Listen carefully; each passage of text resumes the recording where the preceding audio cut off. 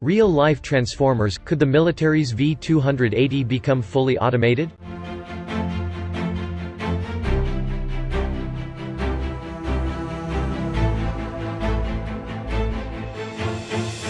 In December 2019, Bell had its V-280 Valor tilt-rotor demonstrator aircraft perform an entire test mission drive driven according to computer algorithms, almost without any human inputs.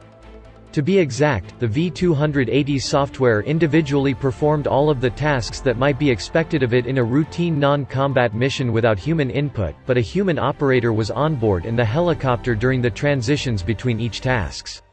Those tasks include, taking off vertically in helicopter mode, with the V-280's propellers tilted upward to serve as rotors. Transitioning the rotors to horizontally oriented airplane mode, with greater speed and fuel efficiency.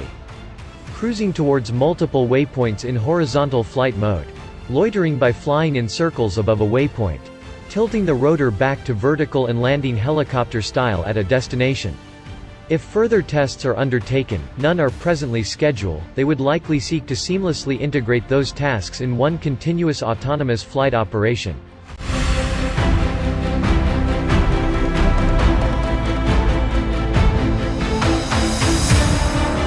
What's especially striking is that the tech demonstrator isn't even primarily intended to serve as an unmanned system. It's competing with the Sikorsky Boeing SB-1 Defiant compound rotor helicopter in the Army's Future Vertical Lift competition, particularly the Future Long-Range Assault Aircraft program, which seeks a successor to Workhorse A-60 Blackhawk helicopter used both for cargo missions and to deliver troops into combat.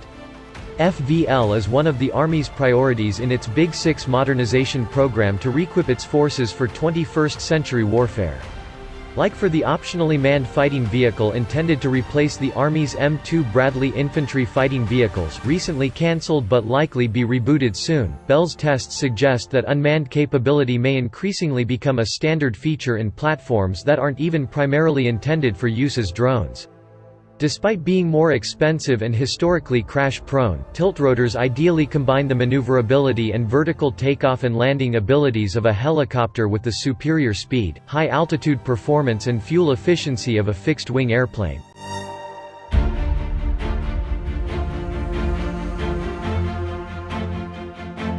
The V-280 takes its name from its cruising speed of 280 knots (320 miles per hour), nearly twice maximum speed of an average military helicopter.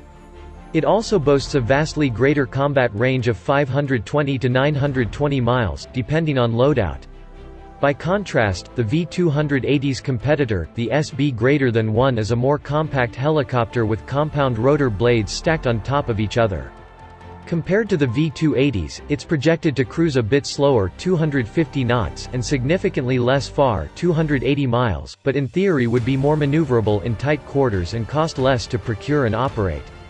However, the V-280 began test flights on December 2017, whereas the first SB-1 flight only took place on March 21, 2019 due to technical problems. Meanwhile, the V-280 has chalked up 160 flight hours.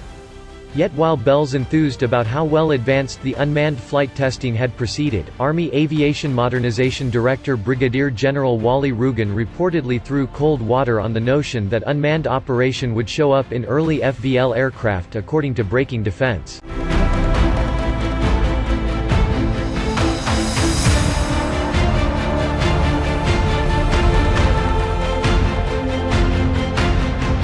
"It'll be a very tall order to get it into Increment 1, he said, referring to the initial batch of production FVL aircraft due in the early 2030s. "We'll have it in another spiral, upgrade cycle for sure. After all, it's one thing to fly unmanned on a routine delivery mission. It's another to perform complex combat tasks such inserting into or extracting personnel from constricted landing zones possibly at night or in inclement weather, evading enemy fire and sensors, searching an area on a rescue or reconnaissance missions, and attacking targets with weapons. If desired, such capabilities would require far more advanced algorithms. There may even be reservations about entrusting living soldiers for transportation to a fully autonomous aircraft. So what exactly would be the concept of operations behind an optionally unmanned V-280? Unlike many unmanned systems which are cheap enough to be treated as relatively expendable, a high-performance tilt-rotor transport simply can't be sacrificed like cannon fire. Nonetheless, an unmanned tiltrotor might be used to perform routine cargo delivery missions to forward outposts without having to keep a rescue crew on standby in the event of an accident or combat loss. If more advanced algorithms for operating in a combat environment can be developed, an autonomous option could make employing a tiltrotor on riskier attack or reconnaissance missions more appealing without having to worry about losing a human crew alongside the expensive aircraft.